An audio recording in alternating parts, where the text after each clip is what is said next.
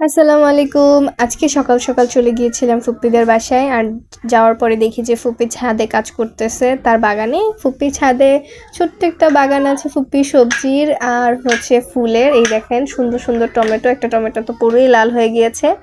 ফুপ্পি বসে বসে ছাঁটাই করছিল আর আমি নিয়ে গিয়েছিলাম আমার বড় ছেলেটাকে, যে প্রচুর পরিমাণে দুষ্টামি করে। এই যে তার অবস্থা, সে খুঁজতেছে কি না কি করবে। তো চলেন আজকে ফুপ্পির বাসার গাছগুলাকে দেখাই। ফুপ্পির বাসায় অনেক ধরনের গাছ আছে, তার মধ্যে একটা ইন্টারেস্টিং গাছও আছে, ওটা দেখাবো একটু পরেই। তবে এইটা হচ্ছে একটা পেঁপে গাছ। এখান থেকে দেখেন ব্রিজটাকে কত সুন্দর দেখা যায়।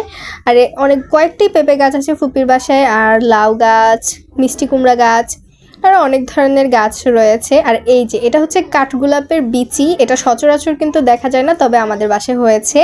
আপনারা কে কে কাঠগোলাপের বিচিটা দেখেছেন সেটা কিন্তু আমাকে অবশ্যই জানাবেন আপনাদের বাসায় যদি থেকে থাকে। আর সবচেয়ে মজার কাহিনী হচ্ছে ফুপ্পিদের বাসায় এত সুন্দর সুন্দর কিছু গাছ রয়েছে ফুলের। এই যে একটা গাছ, এটা যখন বৃষ্টি আসবে তখন অনেকগুলা ফুল ফুটবে, আর সেই ফুলগুলো দেখতে যে কি সুন্দর লাগে তা আমি আপনাদেরকে বলে বোঝাতে পারবো না।